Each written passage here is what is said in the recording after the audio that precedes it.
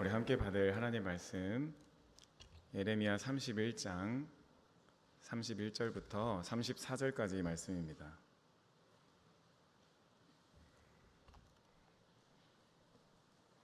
구약성경 1102쪽에 있습니다. 예레미야 31장 1절부터 34절까지 말씀입니다. 한 절 한 절 교독하고 마지막 절은 함께 받겠습니다.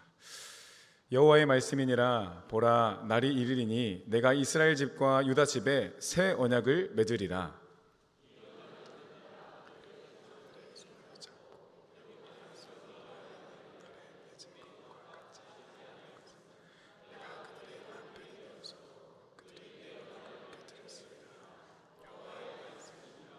그러나 그날 후에 내가 이스라엘 집과 맺을 언약은 이러하니 곧 내가 나의 법을 그들의 속에 두며 그들의 마음에 기록하여 나는 그들의 하나님이 되고 그들은 내 백성이 될 것이라. 여호와의 말씀이니라.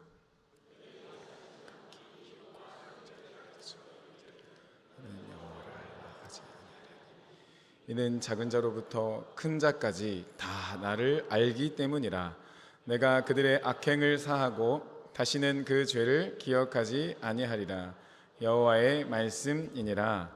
아멘.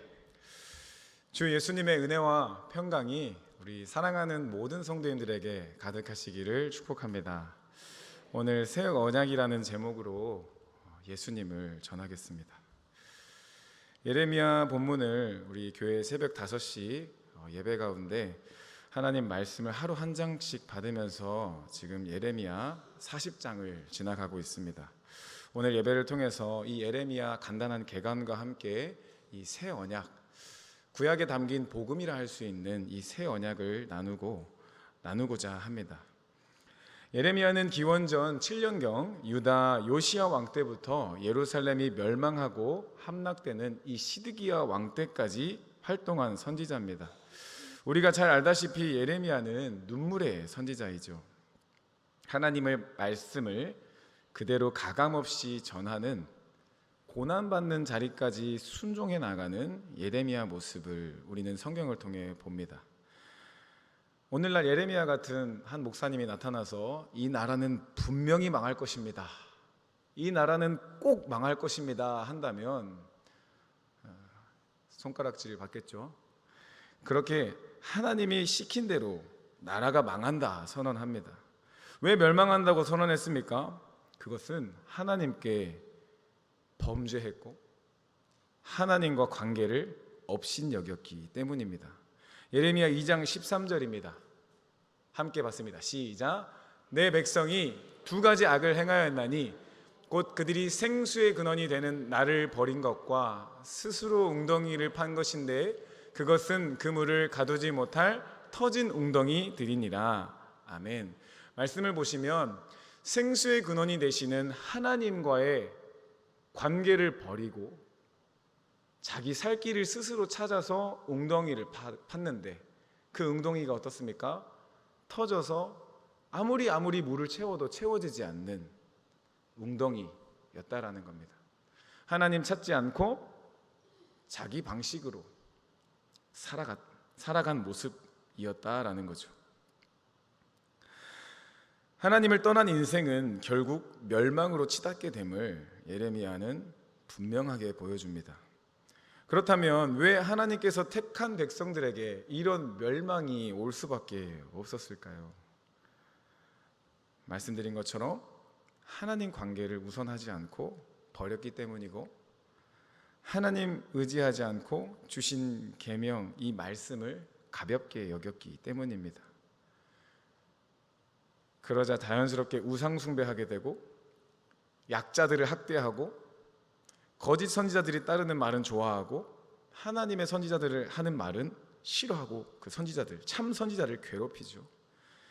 예레미야는 말로도 하나님의 심판을 선포했지만 눈에 보이는 시각적인 설교들도 했습니다. 토기장에게 산 옹기를 콱 휘대결 가까이 던져가지고 와장창 깨지게 만들어서 너희들이 이렇게 깨질 거야, 박살날 거야, 그러니 어서 지금이라도 회개하라고 이 회개를 촉구하는 선포를 했습니다. 예레미야는 결국 망함을 선포합니다. 그런데 그 멸망, 망함을 예언하고 선포하고 그 성취되는 내용 속에서도 소망과 희망, 하나님께서 이루실 회복을 선언하는 것이 바로 오늘 본문입니다. 52장 전체를 통틀어서 가장 중요한 것이 새 언약입니다. 저는 이 새 언약이라 쓰고 예수님의 복음이라고 읽을 수 있을 정도로 멸망으로밖에 치달을 수밖에 없는 인생에게 찾아오셔서 참된 회복을 명하시는 메시지가 바로 새 언약인 겁니다. 현실은 당장 몇 개월 남지 않은 시한부 같은 인생일지라도 그 인생을 향해서 회복을, 소망을, 희망을 말하고 있는 것과 같은 것이 오늘 본문의 내용입니다. 옛 언약은 하나님께서 말씀을 돌판에 새겼던 건데, 그에 반해 새 언약은 이제는 하나님께서 친히 신비에, 우리의 마음판에 본인의 말씀을 새겨주시겠다 약속하신 겁니다. 모든 것이 망하고 있고 멸망하는 상황이지만 하나님께서 지금 피할 길을 여시고 죄에 대해서 심판하시지만, 정의의 하나님께서 그 진노와 심판을 이루어 가시지만 그 속에서도 하나님의 주권을 믿고 따르는 자에게 회복을, 소망을, 희망을 주시는 것이죠. 그리고 그 회복과 소망의 시작은 하나님께 돌이키는 자, 하나님 말씀에 순종하는 자, 회개하는 자, 하나님 말 앞에 항복하는 자가 산다라는 메시지입니다.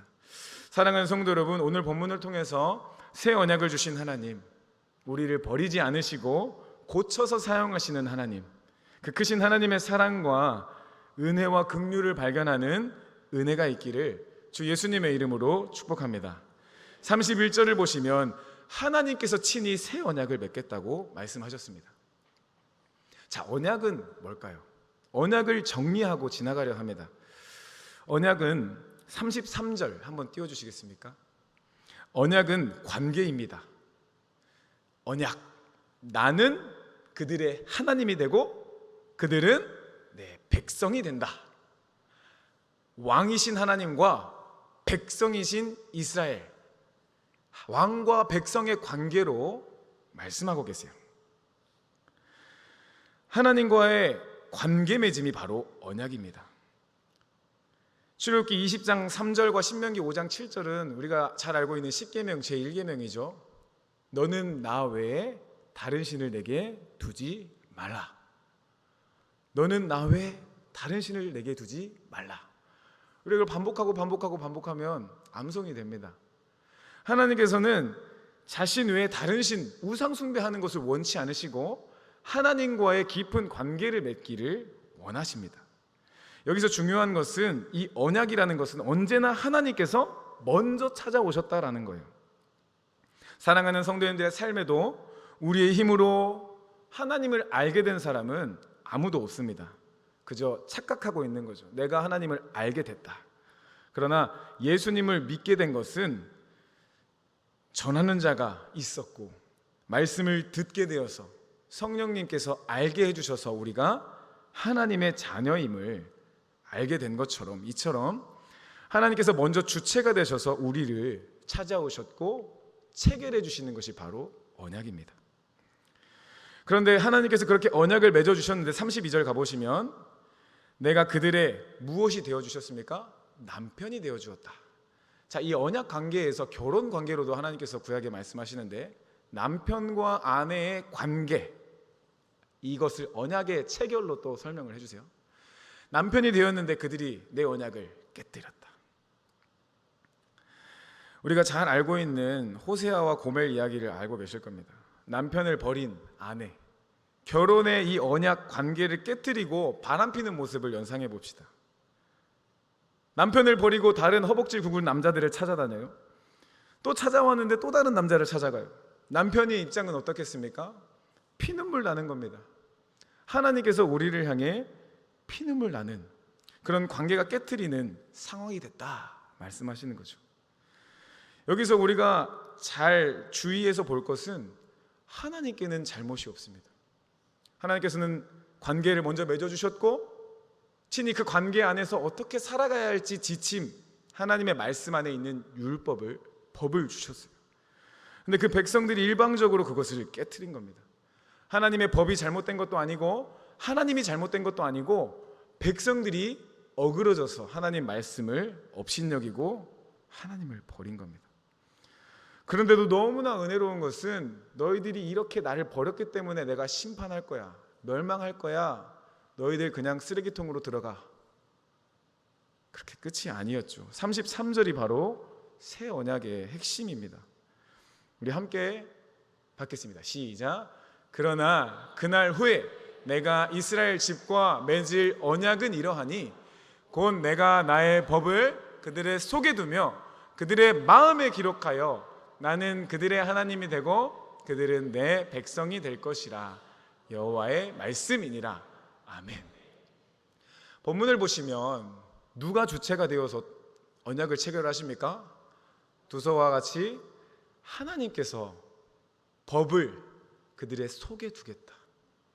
십계명을 줘서 돌판에 새겨주었더니 하나님 말씀대로 살지 못하는 그들에게 이제는 너희들 마음판에 법을 새겨서 마음에 기록해서 내가 너의 하나님, 너의 왕이 되고 너희가 내 백성이 될 거야. 하나님과 이런 관계 맺음 언약 속에는 아까 법, 행동 지침을 주신다 했어요.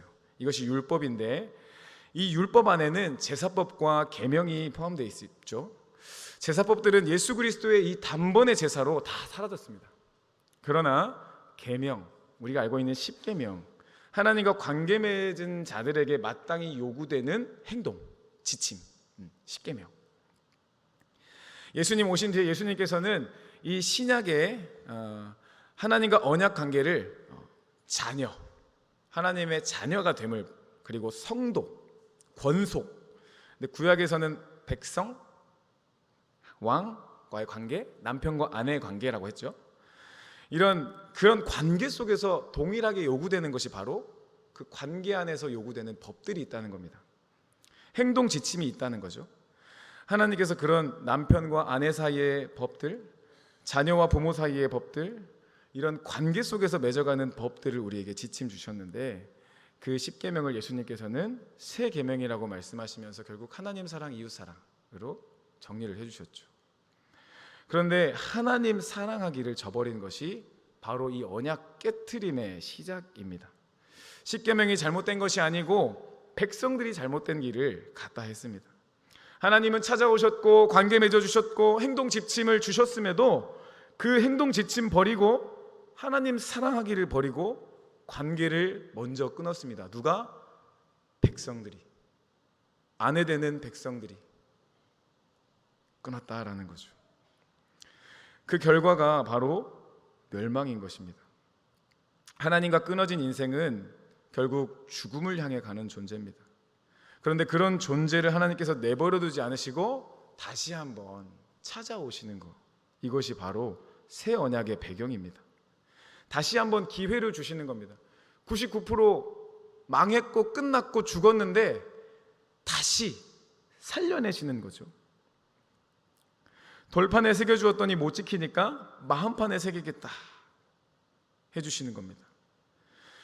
사랑하는 성도 여러분, 하나님께서 이 돌판에 주셨을 때에도 하나님을 하나님으로 아는 자들이 있었어요. 물론 우리는 이제 돌판의 시대가 아니라 마음판에 새겨지는 새 언약의 시대를 살고 있습니다.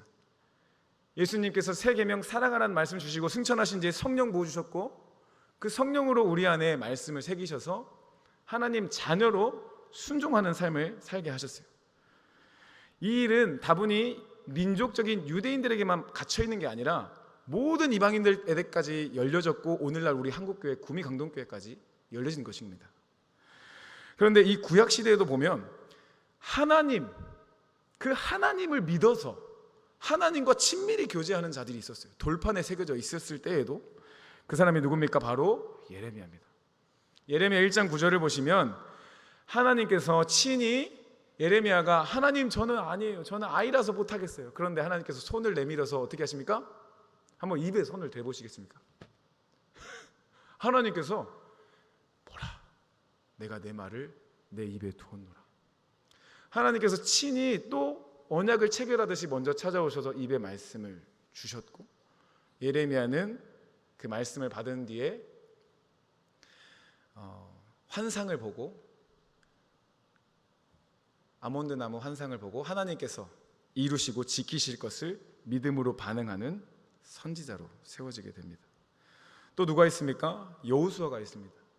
하나님께서 모세를 이어서 다음 세대를 이어갈 지도자를 세우실 때 그 모세의 주권과 영권을 봐왔던 여호수아는 내가 이 역할을 감당할 수 있을까 두려워 떨고 있었어요. 그때 하나님께서 여호수아 1장 5절에 이 내 시대에 너를 대적할 자가 없으리니 내가 모세와 함께 있었던 것 같이 너와 함께 있을 것임이라. 내가 너를 떠나지 아니하며 버리지 아니하리니 강하고 담대하라. 두려워하지 말며 놀라지 마라 라고 말씀해 주시죠. 이 율법책을 너의 입에서 떠나지 말게 하며 주야로 밤낮으로 그것을 묵상하여 그 안에 기록된 대로 다 지켜 행해라. 말씀이 입에 있어서 말씀대로 행하면 형통하게 되고 내가 너와 함께 하니까 강하고 담대하라 라는 말씀을 여호수아에게 주셨고, 그 여호수아는 말씀 그대로를 받아서 말씀을 읊조리며 주님의 허락하신 가나안 땅을 정복해 나가는 일을 감당했습니다.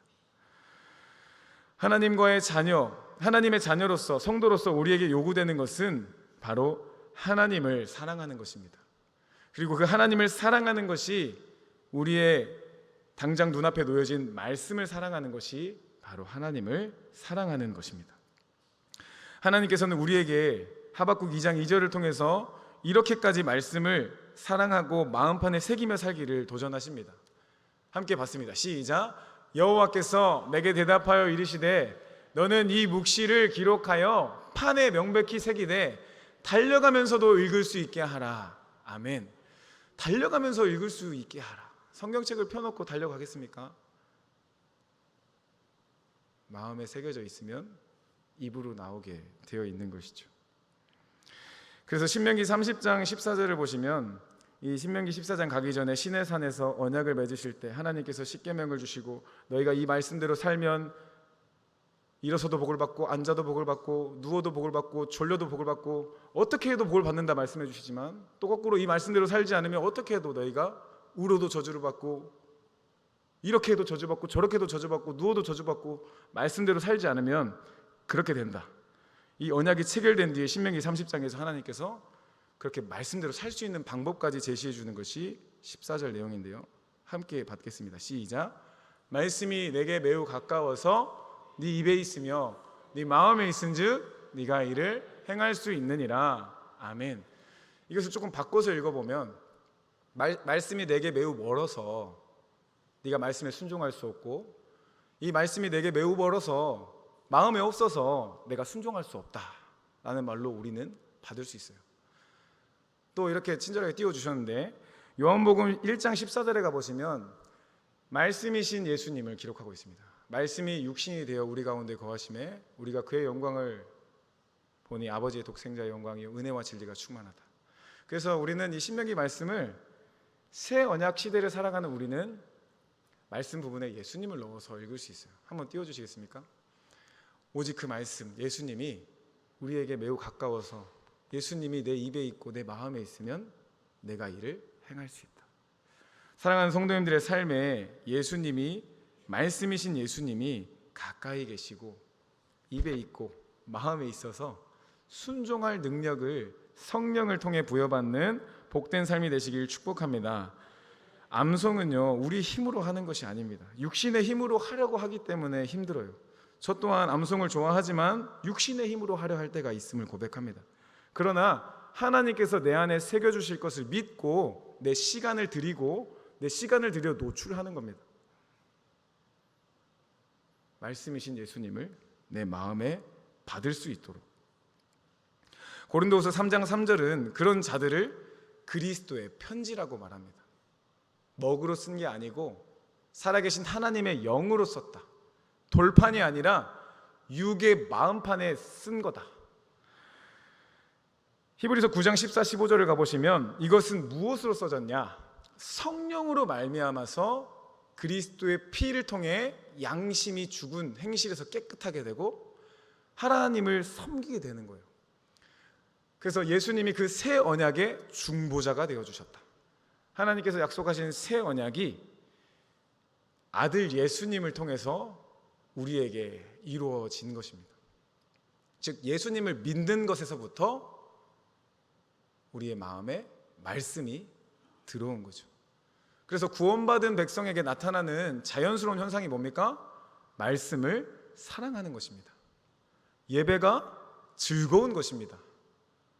구원받는 성도에게 나타나는 반응인 것이죠. 또한 이런 예수님의 피를 힘입어서 새 언약으로 들어간 자들에게는 그리스도의 완전한 속죄를 힘입는 은혜가 있습니다. 그런데 어떤 하나님의 교회는 유월절, 과거의 제사 속에 매여서 인간이 만든 법 안에서 우리는 예수 그리스도가 오심으로 이젠 유월절 그 제사법을 지키지 않고 단번에 속죄를 이루신 예수님을 붙들고 하나님 앞으로 나아갑니다. 그래서 이것을 고린도후서 3장 6절에 보시면 이 새 언약의 일꾼이 될 수 있도록 예수님께서 만족하게 하셨고, 이것은 영으로 한 게 아니라 율법 조문으로 한 게 아니라 영으로 우리를 살리는 것이다. 사랑하는 성도 여러분, 우리의 삶에 하나님의 말씀이 암송하는 것이 우리 힘으로는 어렵지만 하나님께서 우리 안에 새겨주시겠다고 약속하신 것을 믿고 우리의 시간을 드리고 그렇게 나아갈 때 하나님께서 우리 안에 새겨주시는 은혜를 경험하게 될 줄로 믿습니다. 목사님, 저는 나이가 많아서 안 됩니다. 그것도 믿음입니다. 나이가 많아서 나는 할 수 없다라고 믿고 있으면 하나님께서 일하실 수가 없습니다.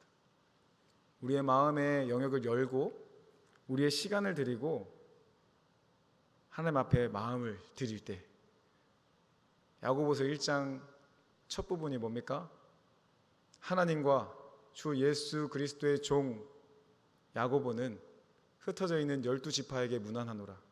형제들아, 너희가 여러 가지 시험을 당하거든 온전히 기쁘게 여기라. 이는 너희로 믿음의 시련이 인내를 만들어내는 줄 너희가 알미라. 인내를 온전히 이루라.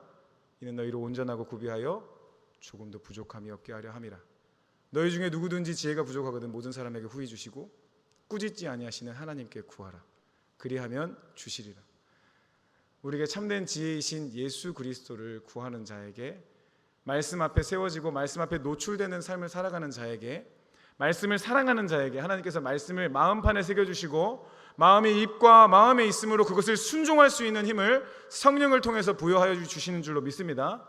우리 사랑하는 성도님들의 삶이 그리스도의 사랑을 해야 한다는 건 알고 있지만, 낮은 자리로 가야 한다는 건 알고 있지만, 우리가 조금만 손해보면 화가 나고 조금만 손해보면 마음 상하고, 그러나 말씀 안에서 예수님의 사랑을 확증하고 누릴 때에 우리가 그 낮은 자리로 나아가서 참 사랑을 베풀 수 있는 줄로 믿습니다. 예수님께서 우리를 위해 목숨을 내어주신 것을 깊이 묵상할 때, 주여로 밤낮으로 말씀을 묵상할 때 우리 힘으로는 할 수 없지만 성령께서 우리 안에 새겨주시고 내주하시는 예수님 따라서 그렇게 손해보는 자리로, 사랑하는 자리로, 긍휼히 여겨주는 자리로 나아가게 되는 줄로 믿습니다. 오늘 본문 말씀을 보시면 34절 보시면 모든 자들이 다 여호와를 알라 하지 않아도 안다. 목사님을 통해서 예수님을 알고 과거에는 제사장과 하나님의 택한 백성들을 통해서만 알았습니다. 그러나 이제는 말씀이 열려졌고 예배 시간에 선포되는 말씀을 통해서만이 아니라 사랑하는 성도님들의 삶의 가정에서, 집에서 성경을 보다가 하나님의 임재도 경험할 수 있고 말씀이 입과 마음에 있는 성령의 사람이 되는 은혜를 경험할 수 있다라는 겁니다. 새 언약의 시대가 도래했습니다. 새 언약의 중보자이신 예수님 붙들고 하루하루 하나님의 임재를 경험하는 성도님들의 삶이 되시길 바랍니다. 말씀을 정리합니다. 하나님께서는 친히 찾아오셔서 언약을 맺어주셨어요. 그런데 계속해서 고멜과 같이 하나님 떠나고 버리고 마음대로 행하는 우리에게 이제는 콕 집어 올리셔서 마음판에 말씀을 주겠다라고 하십니다. 그 사랑 안에, 그 말씀 앞에 믿음으로 반응하는 성도님들 되시길 바랍니다. 야고보서 1장 암송하는 것도 하시고 전도 폭발도 하시고, 그런 자리가 하나님의 법이 마음에 새겨지는 시간입니다. 우리는 너무나 나약하여서 혼자의 결단으로 하기 쉽지 않아요.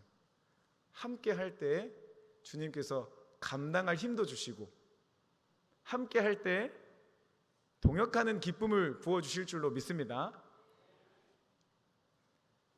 찬양하겠습니다.